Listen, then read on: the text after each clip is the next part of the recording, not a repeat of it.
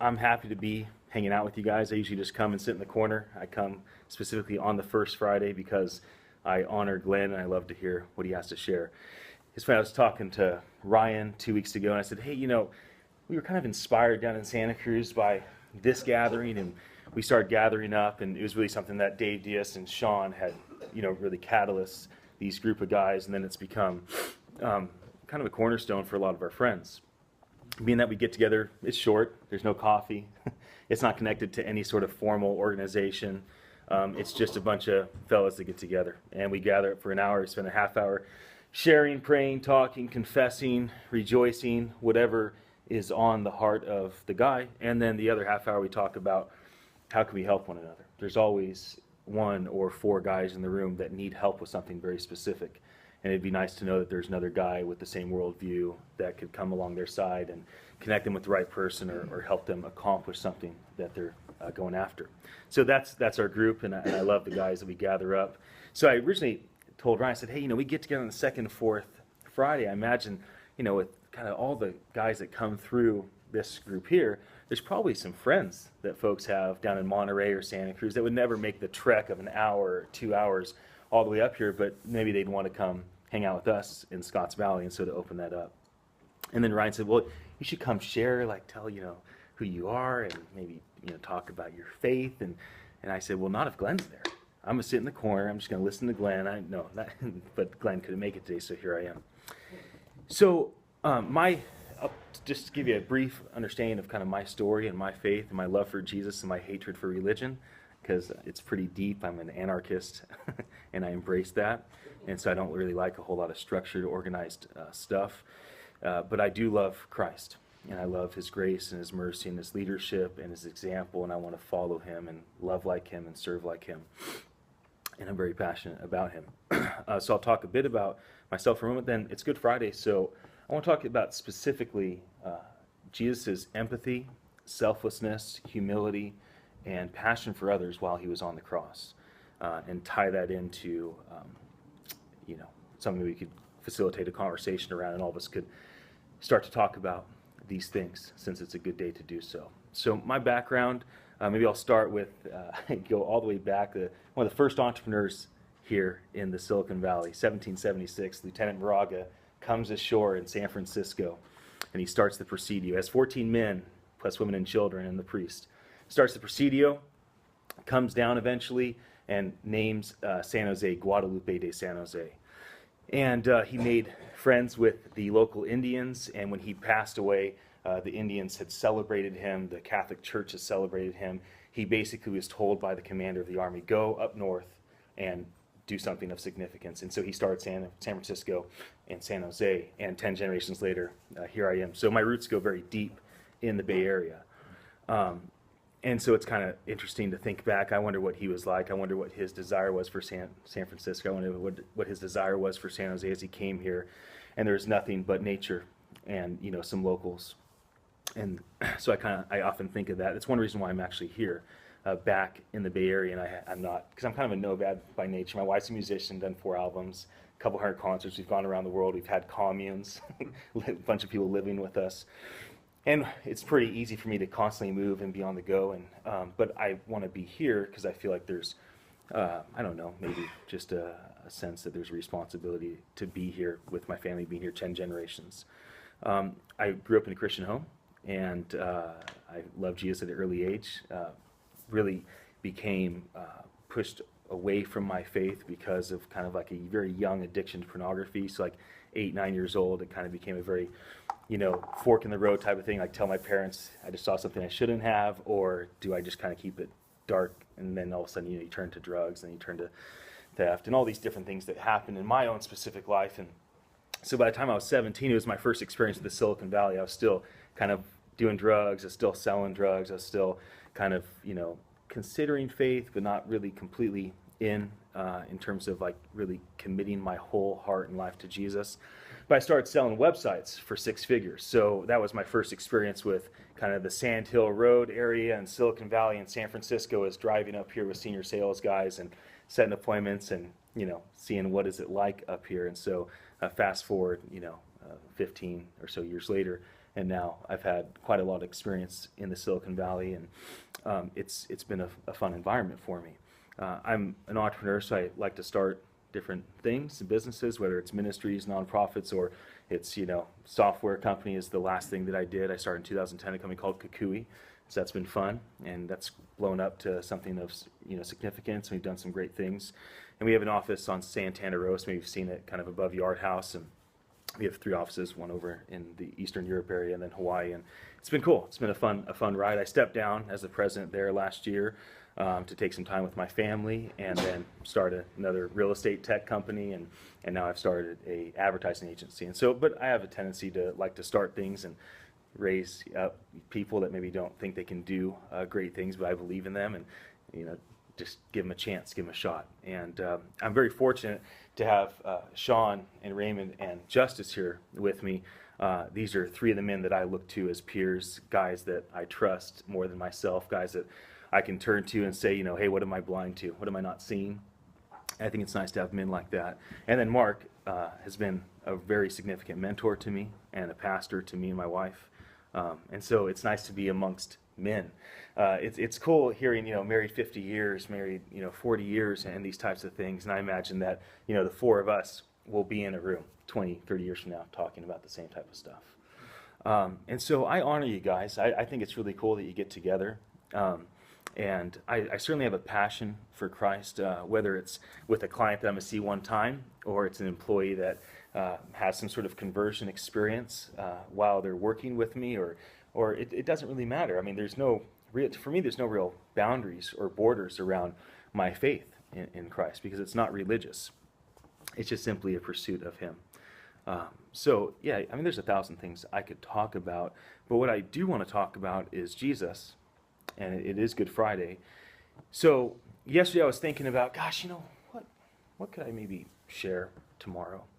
And I was just thinking about Jesus on the cross, and I was thinking about his interaction with others on the cross.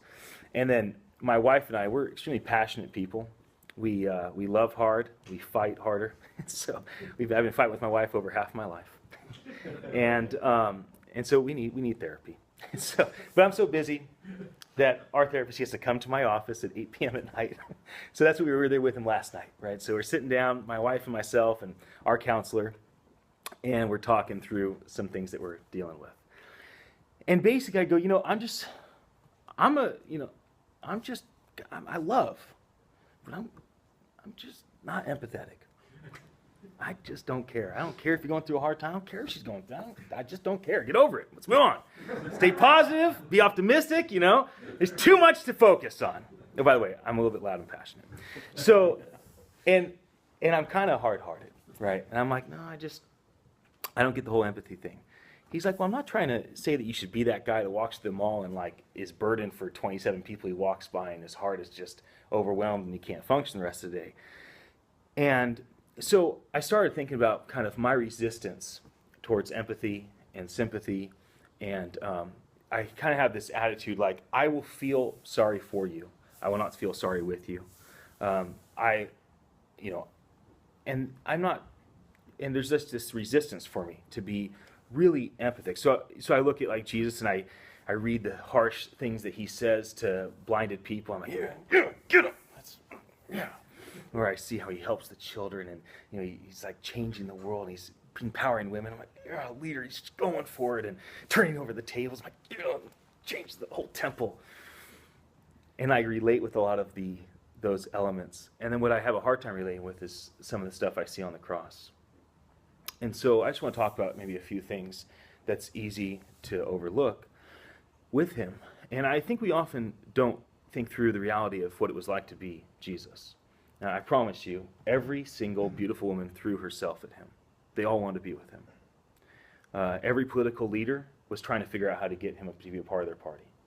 Every businessman would have gladly given 51% of their business to him, let him make the decisions if he would just get involved and just run it and just be a part of it, or even just be on their advisory board. Just let me just tell people, I just want to put you on my website. I just want to tell people that you're involved, you're down with me. Everything you ever wanted, he had. He had access to every sort of power, every sort of pleasure. every sort of leadership, every sort of praise. I mean, no man's ever been praised. He walked on water. He took bread and fish and fed the multitudes. He walked through whole towns and healed everybody. When he spoke, everyone's heart burned within them. And I think we often forget what it must have been like to be Jesus and what it must have been like to be around him. And we know the story of the unfair trial and the beating and the overwhelming abuse that he went through. And he can't even carry his own cross, and so another man is taken to carry his cross for him. And we've seen the movies of, the spikes going in his hands and his feet, and he's up on the cross. And so that's the place I want to take you to, on the cross. As a leader, it's very easy to just be completely overwhelmed with your own world. And what are you going after? What compromises do you have to make to get things done? What do you have to do to accomplish what's in front of you? And we're just constantly going, and technology makes things way worse, not better. I've never been so busy. I've never had friends that are so busy. Every new piece of technology, every new smartphone, every new app, it does not help. It only makes life more complicated, and we can't get away from it either. I don't get the option of being a cowboy in Montana. That's not my calling. That's not my life. My life is here in the Silicon Valley, and I have to deal with this madness. And it's very easy to be blinded and to be very focused, and you just kind of keep the train moving. So here's Jesus on the cross, doesn't want to be there. He begged his Father not to let it be. There's got to be another way. Everybody's abandoned him. Nobody kept to their word, except for, we see that John is there, potentially his youngest disciple. His mom, Mary, is there. Mary Magdalene seems to be there. He's got a couple of thieves next to him, and a bunch of Romans that have shoved thorns in his head and beaten him. And, most guys were crucified naked, and it does imply in the Old Testament that they couldn't tell if he was a man or a woman. I promise you it wasn't a good moment. It wasn't a good moment for our Savior. Ultimate humiliation, ultimate depravity. Every bad thing that's ever happened in the world, it's just a shadow of what he went through. And here he is on the cross, and you suffocate to death. That's how you die. Okay, you don't bleed out. So, just to even breathe, you've got to pull against the nails to pull yourself up and push up off your feet just to get one more breath. I'm thirsty, he says at one point. Well, that sponge, it's most likely the thing used to wipe the old bottom in the potty. Okay, that's what those sponges were for. Stick them on a thing, and that's what the slaves did to the rulers in the temples, and that's how it worked. It was gross, it was disgusting, nasty. They weren't trying to help him out. They didn't feel bad for him. Are you thirsty? Take a little of this in your face. It's a bad moment. They're dividing his clothes, and they're gambling for his clothes, making a big joke out of it. And people are walking by. Prove it! Come on, do your thing. Come down from the cross, show us, we'll believe. Cursing at him, multiple languages. He knows them all. He knows their heart. And there's three distinct things that happen on the cross that I just think about constantly, and today's a good day to think about him and talk about him. He looks at, remember, can't breathe all he's going through. And regardless, he looks at his disciple, the young guy, the one that ran off and then eventually found Jesus' mom. He says, son, this is your mom. Mom, this is your son. Gentlemen, he thought of others on the cross. He took the time to say words when he couldn't even breathe, when he was so far beyond anything we could even fathom. And he thinks of his disciple, and he thinks of his mother, and he unites them, and he gives them to each other. He takes that time to be empathetic. He takes that time to care. He has one thief mocking him, another thief defending him. The thief even recognized, I deserve to die. And he takes that time to just get a breath, just so he can say the words, you'll be with me in heaven, because he took time to care about one man. The man would have been in heaven anyways. Paradise was coming regardless. Why did Jesus have to take all the energy to pull himself up on nails and push himself up on nails and breathe through probably blood-soaked and blood-filled lungs just to be able to say to him before he died, you'll be with me in paradise? And then the greatest, most empathetic, most sympathetic moment of all time, when he cries out, Father, forgive them. They don't know what they're doing. it is a good day today because nothing overcame him. You know, there was nothing that overcame Jesus on the cross. He did not lose the core of who he was. He still loved. He still served. He still was about other people. It wasn't a defeated moment for him. Even when he cries out, you know, Father, Father, why do you forsake me? It was a reference to something so people would look back at what's in the Old Testament and know that, yeah, that's right. This is that moment. And so, you know, men, we are leaders. Most of us are leading wives. Most of us are leading children. I pray and hope that we lead them both with courage and compassion. A lot of us lead businesses. We lead teams. We lead networks of people. A lot of people look to each of us individually for guidance or for counsel or for, an ear.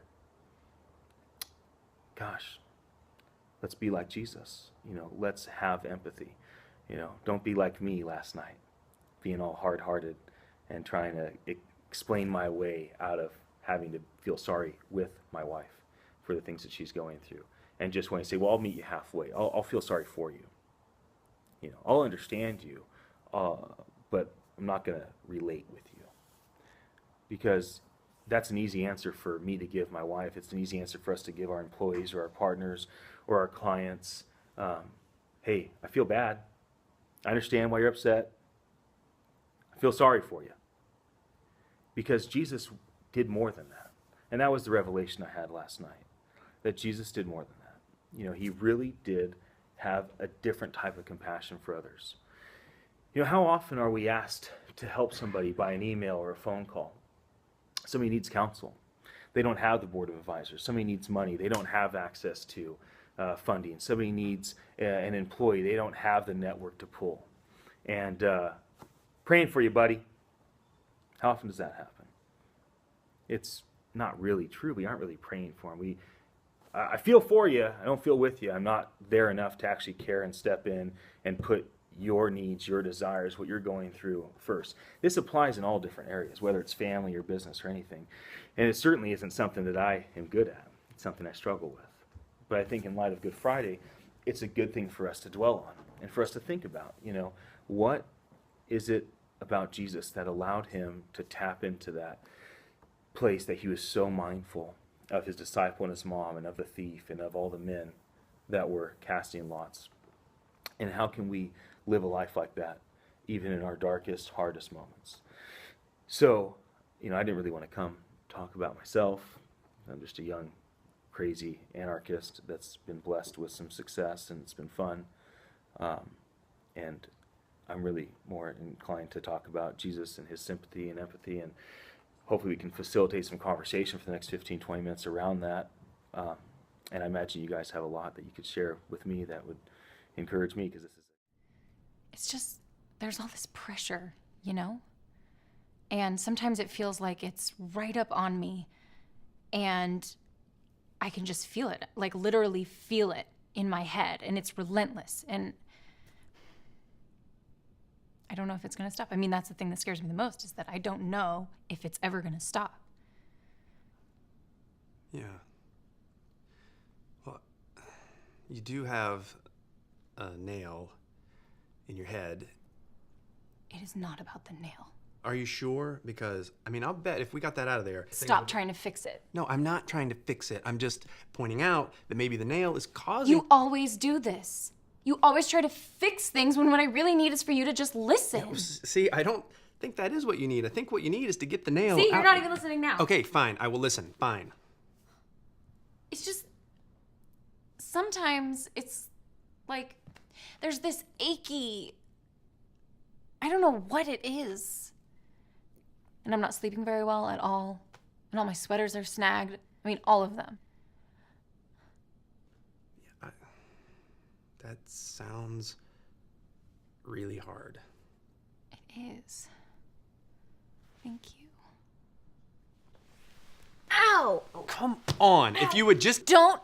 Try to see things my